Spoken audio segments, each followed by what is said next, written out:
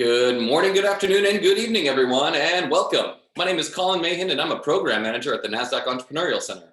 For those of you who may not know, the NASDAQ Center is a nonprofit dedicated to enabling entrepreneurs from all over the world to realize their maximum potentials and grow. As you may have seen in the chat, the NASDAQ Entrepreneurial Center, along with our partner Mentor Cloud, launched a free mentor matching platform to guide and inspire you with in-the-moment mentorship from topic experts and professionals dedicated to providing exceptional mentorship to entrepreneurs across all races, industries, and geographies. Together, we will build the greatest exchange of knowledge and expertise in service to entrepreneurs in business today. Find and become a mentor by using the link in the chat. As we know, mentorship matters to all entrepreneurs. Their success is dependent on it. Quick housekeeping item, we're going to open up for live Q&A at the end of the event, so please submit your questions in the Q&A function at the bottom of your screen throughout the presentation. We'll hope to get to all of them. Now, none of what we do here could be possible without all the amazing support from our sponsors, including NASDAQ, Lehigh University, Bank of the West, KPMG, Wilson Sonsini, Woodruff Sawyer, BPM, NZTE, and Microsoft for Startups. We are humbled by their contributions. Before we get started, during these unique times, we're curious on how sentiment is among the entrepreneurs we work with. So we're going to start by taking a poll to let us know how you're feeling about your business right now. So I'm going to launch this poll. We appreciate your responses. These responses that you're submitting right now, one, help us understand how you guys are all doing out there in the ecosystem of shelter-in-place land for most of us. And also, they will help us understand the topics that we should be hosting in our future webinars. So give us a quick second. The results are flying in, so thank you guys for submitting those. And let us know how you're doing and also what we could be hosting to help you across your entrepreneurial journey.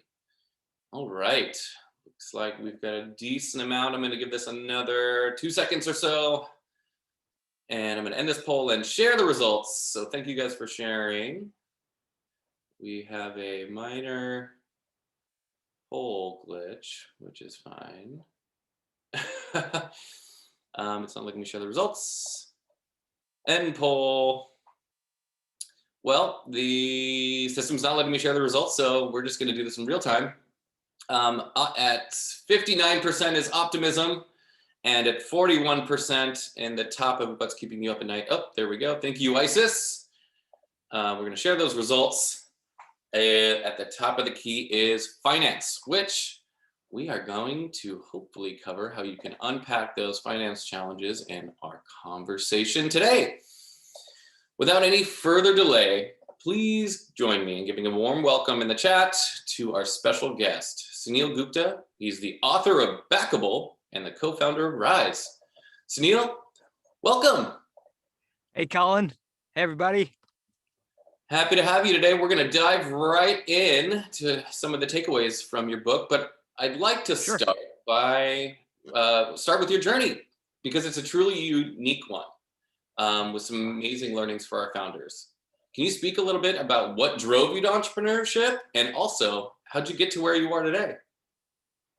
Yeah, so Colin, I worked at a couple of tech companies before I became an entrepreneur. I worked at Mozilla and then Groupon, and I kind of had the itch all along to become an entrepreneur. But to be honest with you, I was pretty scared about the whole thing, pretty intimidated by the risk of it all.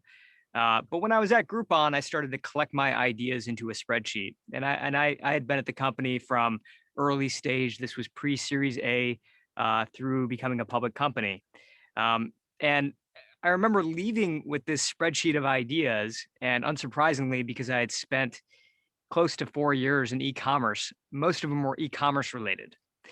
So I remember sitting down with a mentor of mine. This is like 2012 timeframe. And I remember sharing this list with her, and she looks at the list, she looks at each idea, and then she looks at me and she says, "Let me ask you a question.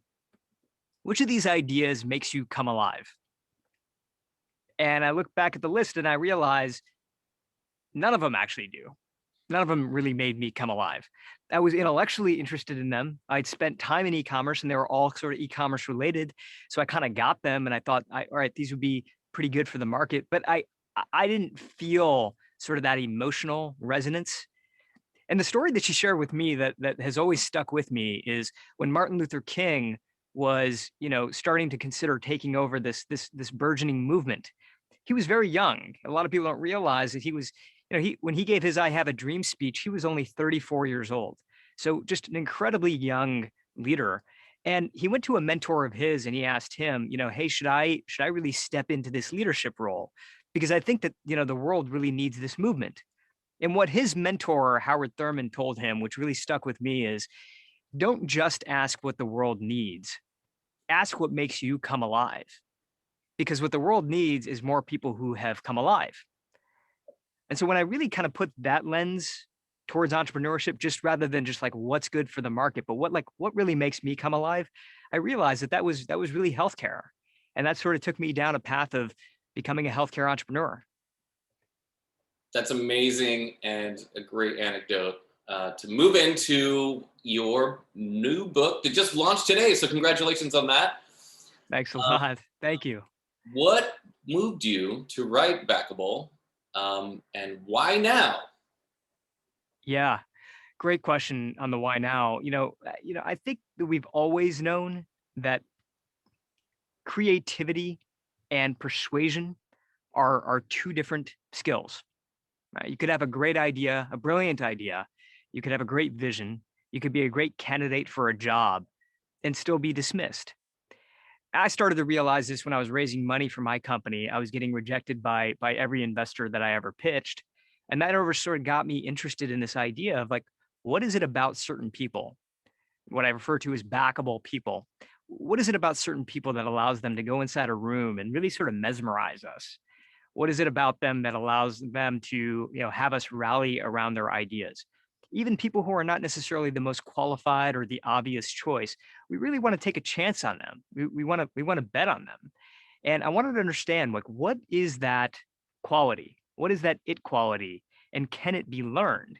And that sort of took me down a path of starting to spend time with a wide range of people, from Oscar-winning filmmakers to Michelin star chefs to iconic founders, leaders within companies, to just unpack like what are these qualities. And what I realized over time, Colin, is that while they may be backable right now, and they may come off as backable right now, the vast majority of them were not born that way.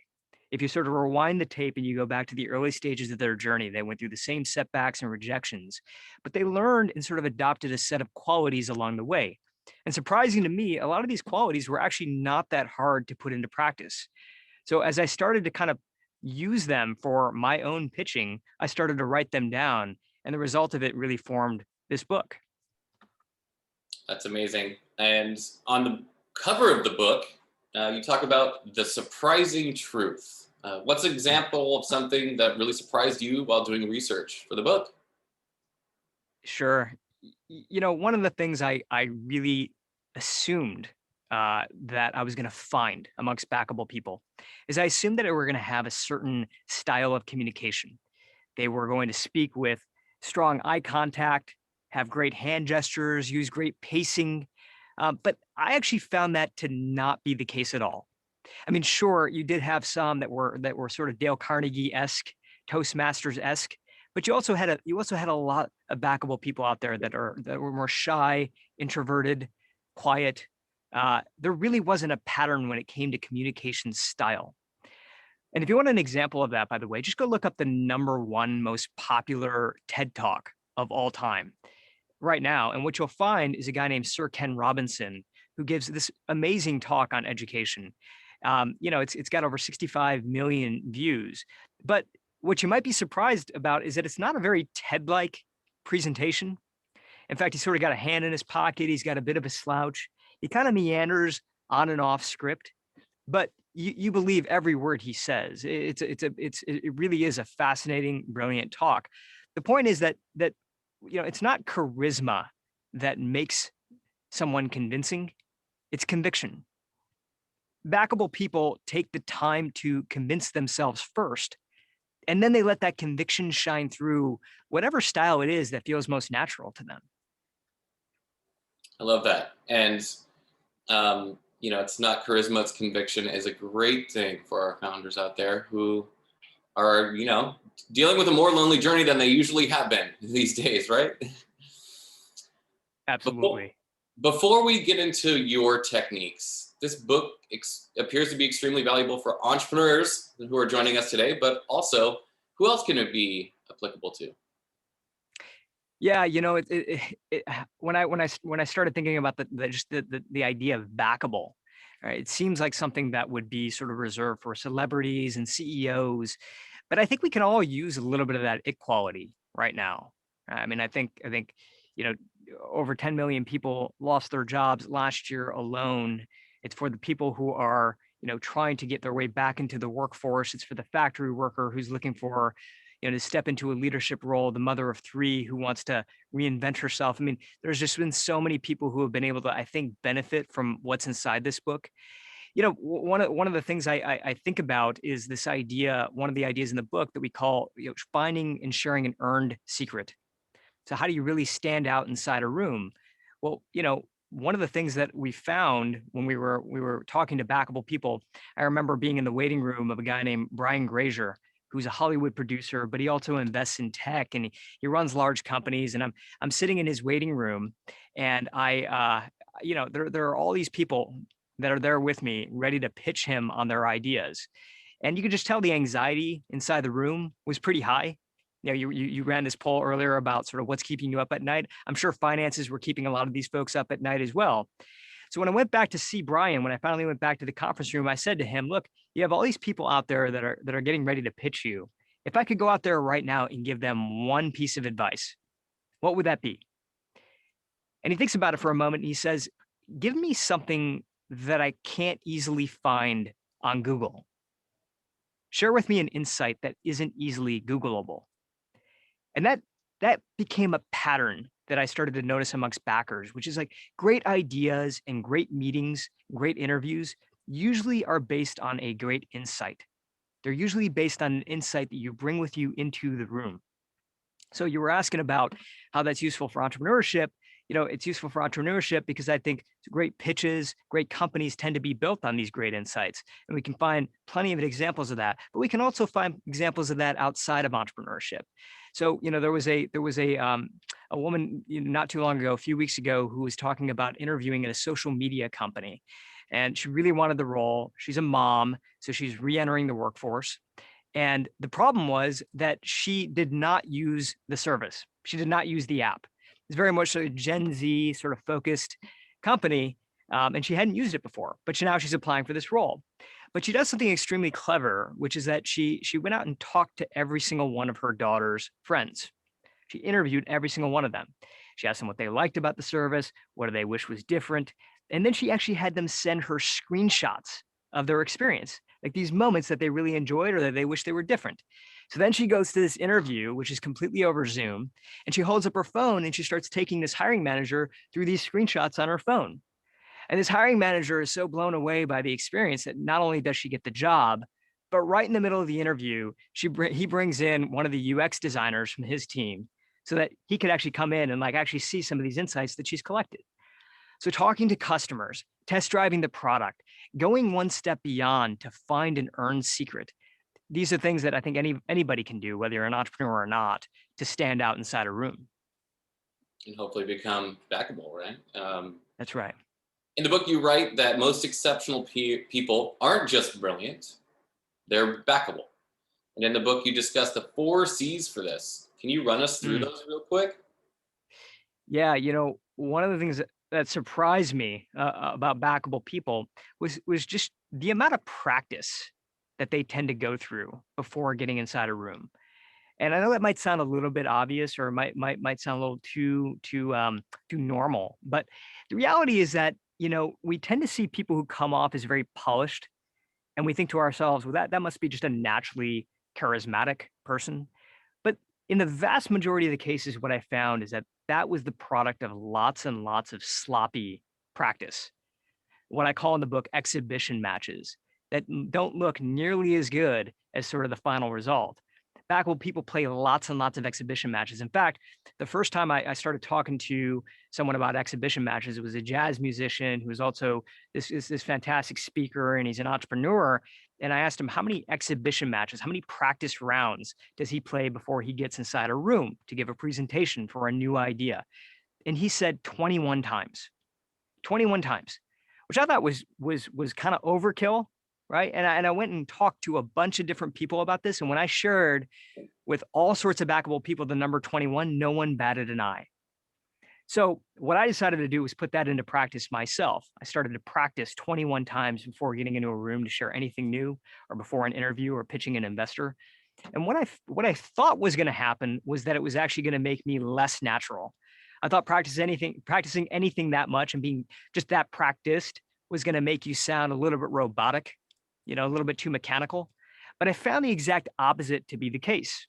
What it ended up doing was it freed up so much mind space, because I knew I had such a mastery of my material that I was able to really focus on the other people in the room. I was able to achieve a level of presence that I wouldn't have ordinarily had. So that was kind of the foundation of this idea of playing 21 exhibition matches. Now the question becomes, like, who are you playing it with? Who are the people you're surrounding yourself with? And what I found is, again, that backable people tended to surround themselves with a circle of trusted people. Just like in life, in business, they surrounded themselves with a circle of people that they trusted when they were thinking about new ideas and thinking about ideas for their career, thinking about new projects to go take on. They had people that they were practicing these ideas in front of. And it tended to be that they had the four similar personalities in their circle. It may have been more than this, but that there tended to be at least 4 of these roles in every circle. And I want to walk through those 4 roles. I call them the 4 C's. So the first is your collaborator. So when you're with this person, you kind of feel like you're almost in a musical jam session with them. They're using language like yes, and they're building on top of your ideas. Your collaborator. The second C is your coach. And the reason your coach is different than your collaborator is because while your collaborator is sort of focused on whether your idea is going to fit the market, or whether it's good for the company, basically good for your audience, your coach is really focused on, is this idea good for you? Because there are plenty of ideas out there that could be great, but are they good for you? Do they really fit who you are? Are you really going to want to spend the coming years on the other side of doubt and rejection and all the things we know it takes for bringing something new into the world? So that's your coach. The third is your cheerleader. And, your cheerleader is pretty self-explanatory, and it may sound a little cheesy, but we all need that cheerleader in our lives. This is somebody you call for that confidence boost, and you're going to get it no matter what. One of the people I studied for the book was Ellen Levy. Fast Company magazine named her the most connected woman in Silicon Valley. So she got Fortune 500 CEOs, and she's got members of Congress in her Rolodex. And I asked her, who do you call before you walk into a room? And she said, well, that's easy. I call my mom. So your cheerleader. The fourth C, though, I think is probably the least appreciated, but I think probably one of the most, probably if not the most important, one of the most important, which is your critic. But I like to call this person your cheddar. And the reason I call this person your cheddar is because if you've ever seen the movie 8 Mile with Eminem, Eminem is surrounded by a circle of friends that are always sort of kind of building him up. But there's one friend named Cheddar who's always kind of poking holes in his ideas. And what we realize through the film is that it's Cheddar that really sort of gets Eminem ready for the stage. And I think the same thing is true in our lives. We all have a Cheddar. This is a friend or a family member who's kind of always poking holes in our ideas, saying, yeah, what about this and what about that? And we tend to sort of kind of want to push that person away. But as it turns out, that is the person who's really going to get us ready for these backable moments because they have our best interest at heart and they're the ones who are willing to tell us the truth. They're the ones who are willing to point out our blind spots. So you got your collaborator, you have your coach, you have your cheerleader, and you have your cheddar. Amazing. The 4 C's. And I'm sure everyone's wondering which C they are in the audience right now. Yeah. Another question I'm sure they're wondering is, did you practice this 21 times at an exhibition? Oh, yeah. Oh, yeah. I'm still getting there, but yeah, I'm practicing this over and over again. There you go. Well, you're doing great. Let's shift gears from work life to home life briefly. How can your advice apply to winning over friends or even family? Yeah, one of the I'm going to take you quickly back to the 1940s for a moment because this is a great story. I love this story. In the 1940s, Betty Crocker introduces instant cake mix to the markets. And they know for sure that this is going to be a sensation because all you have to do is add water to the mix, put it in the oven, and voila, you get this like really tasty treat. And so they're really, really surprised when they realize that sales are abysmal. No one's buying these instant cake mixes. And they're trying to figure out why. And so they hire this psychologist named Ernest Dykda to go out into the field and figure out what's happening here. So he starts interviewing homes across the country and he realizes something. But what he realizes is that they had made the process of making a cake too easy, too simple. They had basically removed the customer from the creative process. So Dykda's recommendation is, why don't you remove one ingredient, just one, and see what happens? And so they do. They remove the egg. So now, as a customer, what you have to do is you have to buy a fresh egg, you have to crack it into the mix, stir it in, and then you put it in the oven. And sales take off. Because now, when the cake comes out of the oven, you really feel like you are a part of it. You feel some ownership over it. And this is a theory that's kind of been proven out over and over again. Researchers at Harvard called this the IKEA effect. And the IKEA effect basically tells us that we value something that we build up to 5 times more than something that we simply buy off the shelf. So, and I think this applies inside the room. It applies to creative ideas. In the book, we call it flipping outsiders to insiders, having people feel like it's their idea too, so that when you reach execution phase, you reach there together. But I think it also, back to your question, really applies to family. In 2016, I was living in San Francisco, and I really got interested after the presidential election in moving back to my hometown in Michigan and running for public office. I really wanted to get involved in what was happening in the world, and that was important to me. Now, the problem was, I had a family to convince as well. It wasn't just my decision. I had a wife, I had 2 kids. And so I go to my wife and I run this idea by her. I basically say, hey, how would you feel about the idea of us moving from San Francisco to Michigan for me to go run for office? And she says, I hate that idea. I don't want to move to Michigan. I want to stay right here. And so what ended up happening over the next few months is that we end up going through this push-pull where I'm like, this is something I really want to do. And she'd say, this is something I really don't want to do. And finally, I realized that what I was trying to do was basically sell her a piece of furniture, right? Instead of us building something together. And where we ended up landing on, Colin, was that we made a deal. And the deal was, we're going to move to Michigan and I'll run for office. If I win, then obviously we're going to stay. But if I lose, then she gets the call on the next location, no matter what. She's from the East Coast and maybe want to move back there closer to her family. But no matter what, she gets the call on the next shot that's in her hands. Now, did that make her 100% feel 100% great about the idea at the time of moving to Michigan? No, it didn't. But she felt like she was part of the plan. I had handed her an egg. She was cracking that egg into the mix, and we were building something together. I love that, and very tactful move there, my friend. Switching gears back to the business side of things, a lot of our founders are wondering about finance. You personally have raised money from some top tier VCs. How'd you get those meetings, and what can our founders who are building companies learn from that? Yeah, one of the things that really stands out to me, and I think was probably one of my biggest mistakes early on that I was able to correct pretty quickly, was this idea that I think we're very tempted when we're pitching ideas to start with the market, to start with the numbers, instead of starting with the story. And I know that story and storytelling has become sort of a big theme. So I really want to unpack that and go a little bit deeper than just say tell stories. Um, but let me tell you a quick story and then we'll get into that. So I was one of the people I pitched early on was Tim Ferriss. Tim was, he was investing in companies at the time. Mine was a healthcare company. It was a one-on-one nutrition coaching company. So you got matched with a personal nutritionist right over your mobile phone. We called it Rise. And, I pitched him because I felt like this was a company he'd be really interested in. He ended up passing on the idea, but he gave me some advice that really changed the way that I talk to investors. And the reason he gave me the advice is because I had pitched him with like 80% of my slides talking about the market, talking about the numbers, the rising rates in obesity and hypertension and diabetes. And at the very end of my presentation, I shared my father's story. And my father's story is that when he was in his 40s, he had a triple bypass surgery. And when we were leaving the hospital, we basically got a piece of paper saying, eat broccoli, eat Brussels sprouts. Well, we were an Indian family. We didn't really eat broccoli. We didn't really eat Brussels sprouts.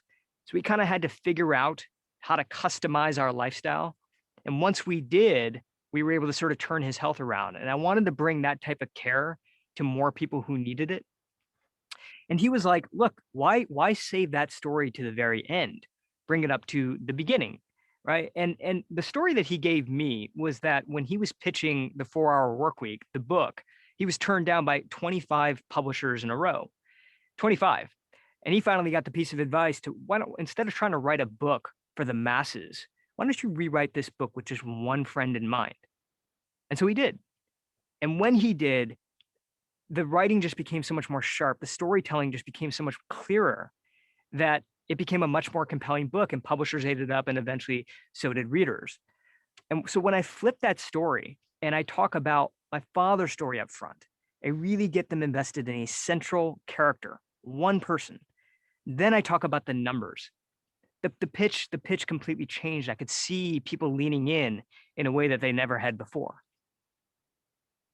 You got me leaning in with your dad's story, and Tim Ferriss was the perfect guy to pitch for that. But good thing he gave you that advice, because you ended up raising a decent amount of money from other people who have a lot of good connections for that. Back to the book. In chapter 2, it's titled "Cast a Central Character." Along the storytelling lines, what do you mean by that? Yeah. So, when we were just talking about with the idea of like, how do you make someone see it through your customer's eyes, right? How do we start to bring it down to the level of one person, that one person that you're trying to serve? Michael Dubin is one of the people that we studied for this book. And, Michael Dubin started the Dollar Shave Club. I always kind of assumed that Dollar Shave Club sort of took off from the very beginning. It was one of those that sort of investors really kind of glommed onto. I didn't realize how tough it was for him to raise money in the early days. But I guess in a lot of ways, it kind of makes sense because he was pitching investors that were used to investing in things like automation, artificial intelligence, autonomous vehicles. Like, how do you make like razors sexy to that audience? And what he shared with me is that, with Kirsten Green, for example, Kirsten Green ended up investing in Dollar Shave Club, but he said that he pitched her and she had zero interest. She had zero interest in the pitch deck that he sent over to her. Because again, the pitch deck was very focused on the numbers. But when he had a chance to meet her, and it was through a chance encounter, they did not set up a meeting. He could not get a meeting with her, but they ended up at the same dinner together. And he went and, they had a few minutes to chat. And instead of pitching her again on the numbers and the market size and what they could do from a business perspective, he said, let me take you into the eyes of a customer for a moment. You're a man, most likely in your 20s. You care a lot more about your health than your father ever did. That includes what you put inside your body and what you put on your body. You're used to sort of, an e-commerce polished experience right now and having things be very convenient. But when it comes to buying razor blades, you have to go into a grocery store. You have to go into a place like a Walmart where things are scattered, a little bit disorganized. You got to find exactly where the razor blades are. And then when you finally find them, you realize you have to push a button, actually calling somebody over the loudspeaker to come in and unlock a case, which, by the way, has things like laxatives and condoms inside, and people don't know what you're there to buy. And then he looks over your shoulder as you actually choose your item, and then you walk to the checkout counter and finally check out, and you finally get your razor blades. It's just so different than what we're used to with normal e-commerce sort of experiences. The whole thing was ready to be disrupted. And what Kirsten Green told me was that it was from hearing that step by step. It was from hearing that storyboard of that central character that she decided, like, I got to be a part of this. So imagine that. I mean, this is a venture capitalist. This is somebody who was an equities trader at one point in time. You would think that she would be all about the numbers, that only she would care about the numbers. But as it turned out, it was that one story. It was that one story that hooked her in. And then, of course, you have to have the substance as well. But it's the story that tends to bring us in, and it's the substance that tends to keep us there. It's an amazing story. And yeah, I personally back Dollar Shave Club 100%. All right, Suneel, let's get into some of the meaty stuff. Let's talk about bias. What happens when the person on the other side of the table, either an investor or a potential customer, looks different than you? Many of our entrepreneurs struggle with this, as I'm sure you did. Yeah, I mean, Colin, it's something that, as I was researching this, I spent 5 years now on this topic, and as I was researching this, I continue to sort of, want to push on how do we solve this at a systemic level, right? The fact that less than 2% of venture capital goes to women founders, the fact that 0.0006% of venture capital goes to Black women founders. It's a huge systemic problem, and I continue to sort of look for things that would be useful at a societal systemic level, and I couldn't find the answer because I didn't want to oversimplify it in any way. I think it's a very complicated and important problem, but there's no doubt that it exists even at an unconscious level or a conscious level. It exists, and it exists in any time someone around, on the other side of the table looks different than you. I think that there's the possibility that there's going to be some type of bias that you're trying to work through. One of the things that I thought was really important is when I spoke to a coach named Maureen Taylor, and she coaches all sorts of different people from all different walks of life, mainly in the startup scene. And what she told me is that when you walk into a room, you're going to feel like the spotlight is on you. In your job as an entrepreneur or someone interviewing for a job is, as quickly as possible, try to shift the spotlight from you onto your message. Shift the spotlight from you onto your message, your product, your story. Shift it onto something else. And one of the easiest ways that we can do that is by sharing a visual. So, I'll tell you, one of the things I did for this book is I went inside plenty of pitch rooms and watched people pitch other people, just so I could see how the room was responding. And, so I show up in New York for a pitch, and this guy's a third generation pizza shop retail owner, right? Like, owns a small pizza shop in Brooklyn. Really, really nice, really, really nice person. And, I ended up getting the meeting a little bit early, and so did he. And so I'm talking to him a little bit about his story, and he's sharing these photos on his phone of his grandfather in Naples, and with his grandfather's pizza shop. And it's just this really heartwarming sort of thing for me to see that, someone like this is creating a business. And what he was creating was an opportunity for you to tap a button and get a pizza delivered from an independent, non-Domino's, non-Little Caesars pizza place. And so what ends up happening is that the investors start to come into the room, and as investors start to come into the room, you can sort of see his demeanor change. His energy level sort of drops. And so he starts going through his slides, and you can kind of tell that he's sort of almost kind of being the person that he expects them to want, right? Instead of being the person that he is. And so he's going through his slides, he's giving his sort of, almost canned presentation. And then I ask him in the middle of in the middle of the pitch, I say, "Hey, would you mind showing us some screenshots? Like, could you show us the app?" And so he's like, "Yeah, absolutely." So he pulls out his phone, and we all kind of circle around him. And so we're kind of huddled around him, and he's showing us the app. And you can just see that energy return, right? As he's showing us the app, you can see that energy that he had before come back to him. It flows back to him. And the point is that when we are showing something, we are far more compelling than when we're just describing it. And so the advice that I would have for really anybody, and especially when the person on the other side of the table looks different than you, switch as possible, as quickly as possible, from presentation mode into huddle mode, where you're looking at something together. I love that. And also the advice on being yourself, I think is, authenticity is rewarded a bunch in Silicon Valley and globally, really. Yeah. So that's some great advice.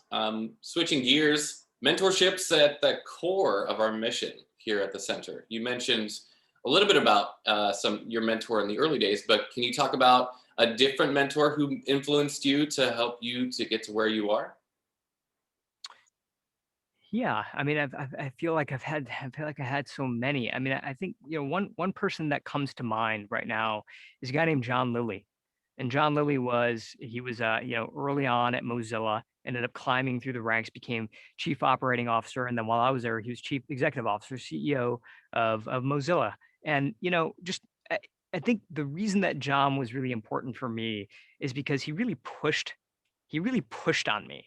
He was actually quite tough on me. And even in a way that at the time I didn't really appreciate all the time.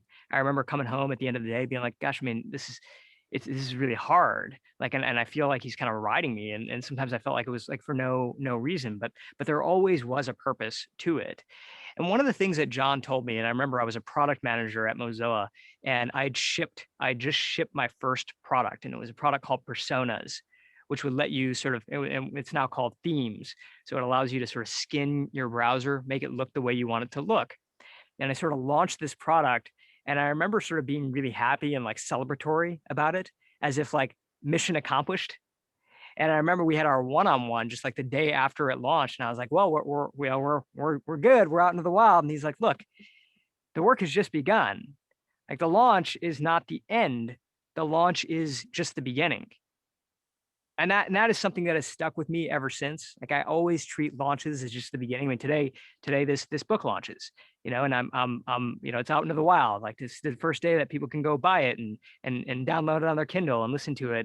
And I think before John, I probably would have treated this as like, this is the end. We're good now.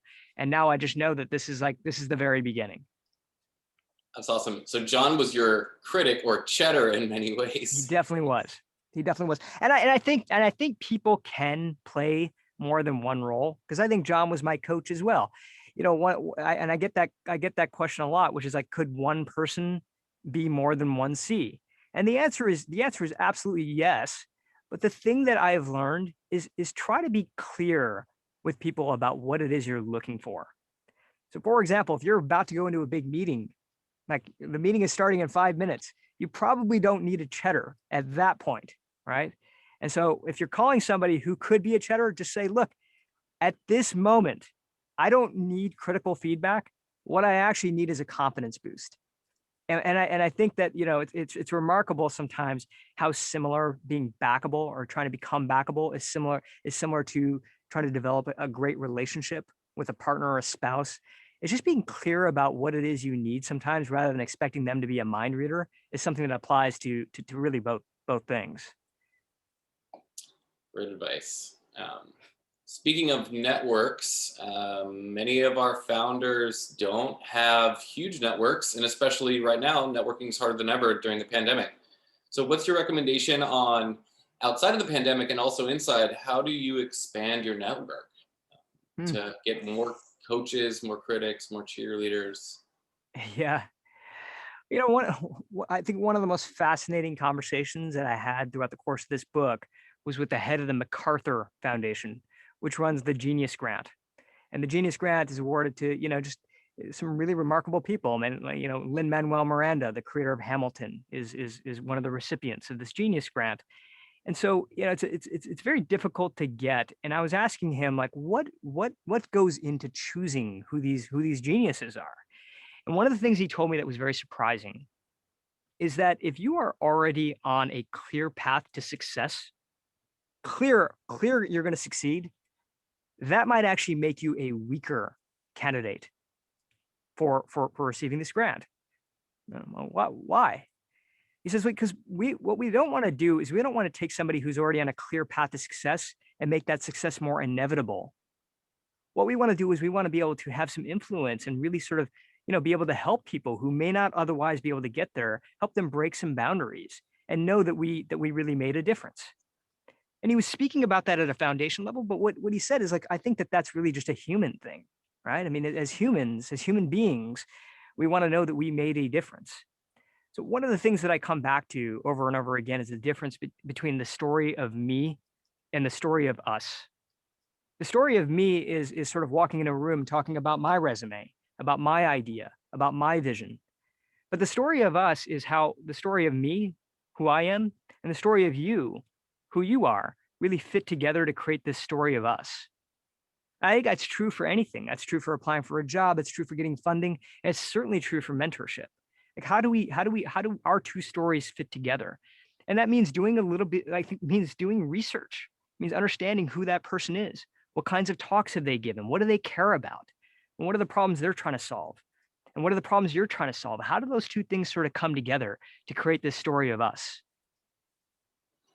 I can't resonate more with what you said about the foundation supporting people who may not need it. Because here at the center, we support founders from every stage, every industry, and every background. So, Mm, although we do support successful founders, we enjoy more to the people who don't necessarily have the right support systems. mm. Suneel, before we wrap up for Q&A, which if you guys have any questions, drop them into the Q&A function at the bottom of the screen. We got a couple minutes, but Suneel, you conclude the book by suggesting that we all play the game of now. What do Mm. you mean by that? Yeah, I think that there are three words that tend to hold us back. And those three words are I'm not ready. I'm not ready to run with my idea. I'm not ready to start my company. I'm not ready to speak my mind, step into that leadership role. I'm not ready. And, the thing that continued to sort of, I think, resonate with me as I interviewed all these people for this book and studied them, what I realized is that none of them were ready. None of them. Three friends from design school weren't ready to start Airbnb. A hedge fund manager from Wall Street with no entrepreneurial track record or book selling experience wasn't necessarily ready to start Amazon. A mid level talent manager wasn't ready to start SoulCycle. A 15-year-old from Stockholm, Sweden wasn't ready to build an environmental movement. And yet today, Greta Thunberg is Time Magazine's youngest person of the year. And there were setbacks and there were failures along the way, but I think that they all tended to sort of adopt a mentality. And that mentality is that long-term success comes from short-term embarrassment. And so, playing the game of now, I've learned, and my mantra is that the opposite of success is not failure, it's boredom. So finding the ideas that really make you come alive and finding good people to really join you in that journey. Because I think the thing that we have to realize is that every single one of us is ready. That's great advice. And, in order to become more ready, one could do exhibition matches as you have recommended. So I love that. We got some great comments coming in through the chat. Please put any questions into the Q&A box. We may not have time to get to all of the questions, and we have some pre-submitted ones as well, so we'll try to get to those, but we'll do our best. So we're going to jump in.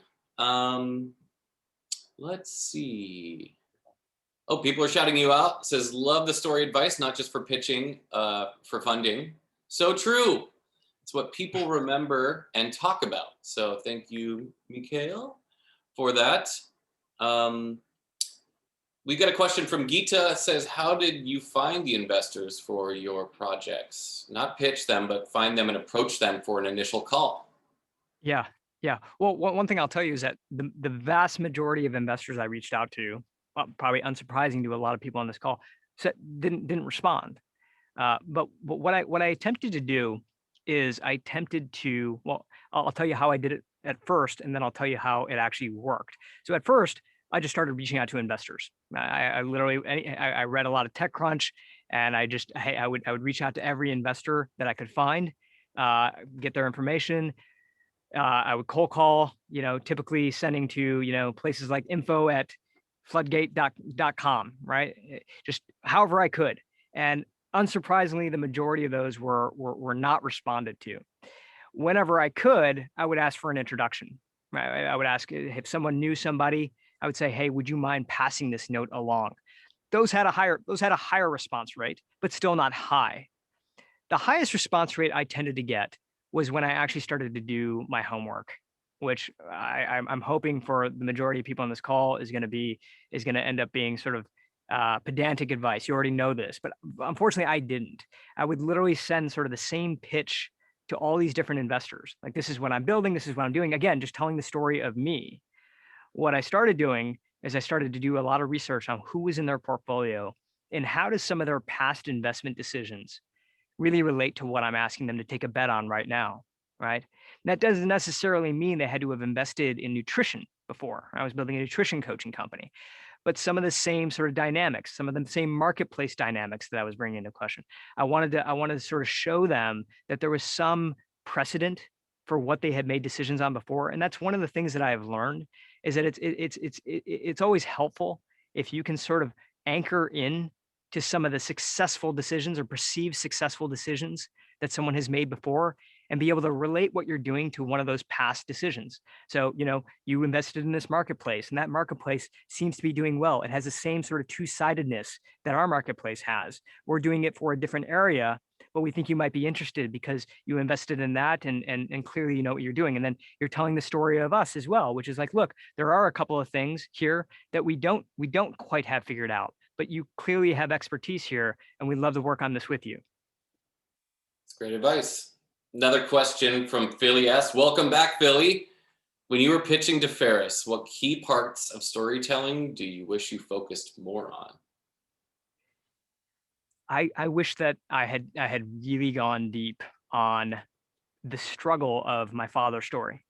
Right? I mean, I think to tell a good story, you have to get into the details. Like what you're ultimately doing is you're trying to get someone not to just see a story, you're trying to get them to see themselves inside the story. That's why a central character is so important. So again, it's storytelling. We sometimes confuse it with like you're not getting up in front of a room and saying like once upon a time. What you are doing is you are saying like, let me walk you into one person's reality. Here's what they're struggling with. Here's what they live each day, right? Here's why that world was so hard for them. And by doing that and by getting into the details of that, someone can start to actually see themselves through that, through those eyes. And that's what I think compelling storytelling is all about. And so the advice that I would have is don't rush that part of the pitch. Like take a couple of slides to really get into that one person's story. And then you can spend the rest of the pitch, you can spend the rest of that time really talking about how many people are out there that are like this. For my father, I really started to take, and this was after Ferris gave me the advice. And what I wish I would have done is gotten more into that story. But after Ferris, I started to really take people into that one story. But then I could zoom out and I could say, look, there are millions of people out there right now that are living their own version of what my father went through. It's great advice. And you mentioned TED Talks earlier, and there's another one out there. If you guys haven't checked it out, Sinek's something around the why. I can't remember. Start with why. Start with why is an Yeah. amazing one, because that's a big part of the story. It's not the how, not the what, but the why is really important if you want people to join you on your journey. Another question that came in: what is the question to ask? Yeah, I'm guessing this is referring to investors or customers to showcase you're worth betting on. Huh. What's the question that we want to ask them? One question, that's a great question. That is a great question. There are a few that come to mind, but I think the one thing that I think is worth asking anyone, and this can be in an investment room, this could just be in relationships, is what is the one thing that people misunderstand about you? What's the one thing that people misunderstand about you? Because I think what will happen is you'll start to understand, I think at a deeper level, what people are really looking for. In an investment room, it may be, hey, it may be like, well, people just think that we're trying to invest in this one area and that's it. Or we only back a certain type of founder and that's it. What is the one thing? And it could be, what's the one thing people misunderstand about your firm, right? But I think that sort of is a question that really gets to a deeper level pretty quickly. That's great advice. Let's see. Part of your book deals with, being a candidate and trying to get hired. So being backable in that realm. Many of us are entrepreneurs in the audience. We do have a question about advice for college students about to graduate with job prospects. Should they start a company? ? I think if they feel like they're ready to start a company, they should start a company. I mean, it's funny. I invited my mom and dad to actually come into this, and they might actually be out there right now. And so like, I think about them whenever I get a question like this, and it's funny because I'm now a father. I've got an 8-year-old and a 4-year-old, and I sort of want to think about this a little bit harder than just being like, yeah, go do it. But I would say that I've treated my career. I think that people tend to treat their careers in one of two ways. I call it the architect or the archaeologist. And the architect is someone who sort of like draws out the full blueprint in advance and then goes and builds that career, right? And we know plenty of people like that, and it can be the path to success in a lot of ways. But then there's the archaeologist, where I sort of fit into, which is like, what do I find to be really interesting right now? And let me go sort of like dig over there, and let me go see what I discover. And until I find something else that I think is really interesting, and then let me go dig over there. And I think at the end of my career, I'm going to have like gone to all these different places and collected all these interesting things. And I'm going to have this bag of interesting things with me. And that's going to be the result of my career. And, writing Backable has been part of that archaeological dig, for lack of a better word. So I think that, what I go back to, I think what we talked about in the beginning, Colin, which is like, what really makes you come alive? If you put aside what your friends are doing, if you put aside what anybody else expects you to do, what is it that really makes you come alive? I mean, you talked earlier about authenticity, and one of my favorite stories that I heard when I was writing this book was about a guy named Dr. George Schaller. And Schaller was a primatologist who would go to the jungles and study mountain gorillas. And he was able to discover just stuff that no one had ever seen before. And so one day he's at a conference and he's presenting these findings. And someone stands up in the audience and says, Dr. Schaller, like, we've been studying these primates for centuries. How is it that you were able to get so close to them? And his answer was, it's simple. I never carried a gun. I never carried a weapon. And what's fascinating about that is that while the other researchers carried a weapon, they would carry it in their backpacks. It was hidden. It was out of sight. But Schaller's theory was that you can hide your attitude or you can hide a gun, but you cannot hide your attitude around a gun. And the primates, these mountain gorillas would always know that you were a little bit uneasy, that you weren't really being yourself. And I've come to see this idea of trying to impress other people or trying to be the smartest person in the room as really the gun inside our backpack. So the advice that I can give is like, if you let go of that and you really just think about what it is that you really want, what is it that really makes you come alive? If that's entrepreneurship at this stage, then go do that. I think that's great advice. And I can totally agree with you when it comes to, you know, not taking the leap without understanding what really makes you come alive. And entrepreneurship's risky, but it's paid off for many people. So having that list of ideas that continues to cultivate also, I think, is really good advice that you did yourself. Let's see. Chris Rogers, real quick question. We've got a couple more questions and we'll run into your last takeaway, Suneel. Also, shout out to your parents. They are online. So hi, everybody. That's Hey, Mom great. and Dad. Your cheerleaders are on. That's awesome. I'm glad they're not asking questions though. Yeah, they have not asked any questions, but Okay, good. make sure to shout them out. So somebody asked, per your story, to moving to Michigan, did that work? And where do you live now? So no, I ran for Congress and I lost my election. And so, you know, I let a few weeks pass before my wife and I had this conversation about like, okay, what's next for us? And then finally we do. And I say, hey, like, all right, well, you know, I lost my election, deal's a deal. Like, where's it going to be? And she says to me, I want to stay here. I want to be in Michigan. I really like it here.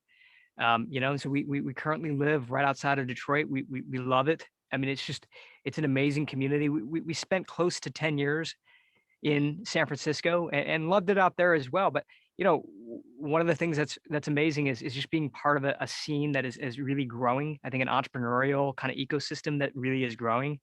And some of the people and entrepreneurs that I get to work with out here are they're really fascinating. And you know, I think selfishly, one of the problems that I'm trying to solve is if you're an entrepreneur, you know, how do we make Michigan and Detroit the kind of place where you want to stay instead of going to one of the coasts? Like how do we make it a place that you want to actually build your company here?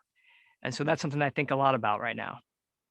That's awesome. You had to give other people the eggs to join the journey. That's right.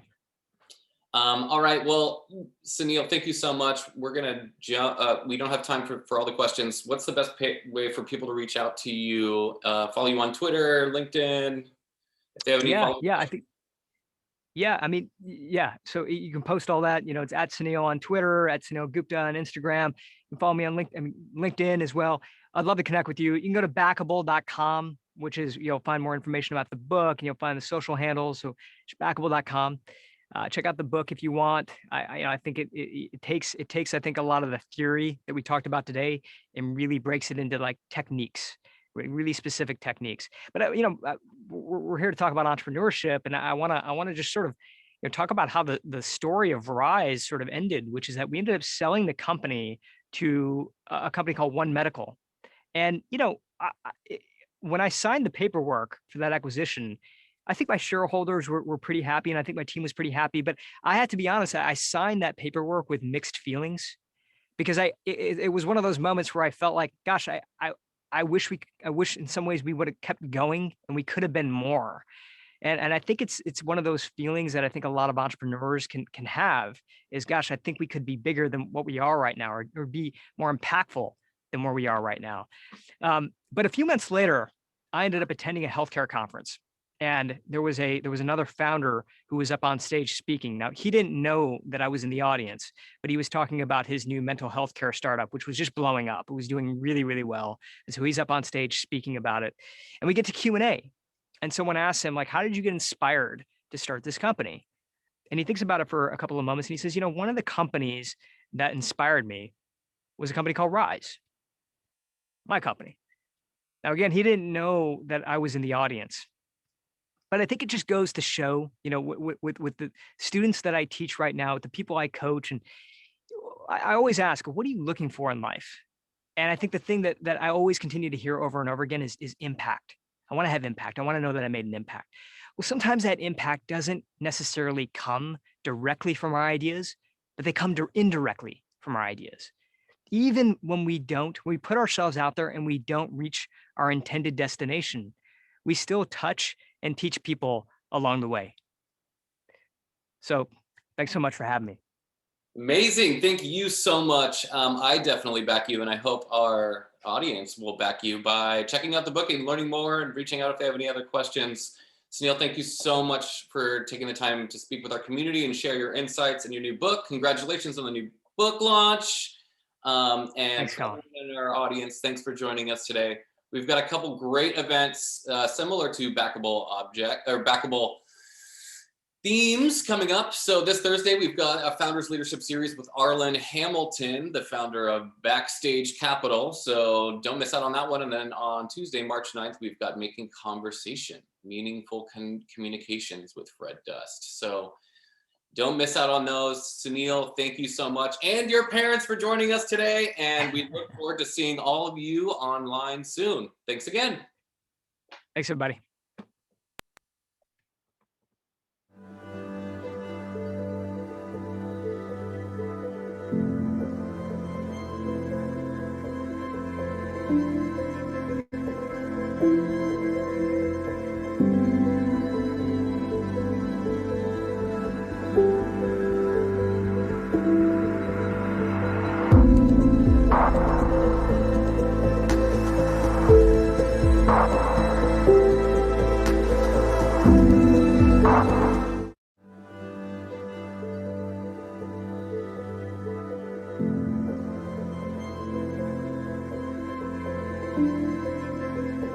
Thank you.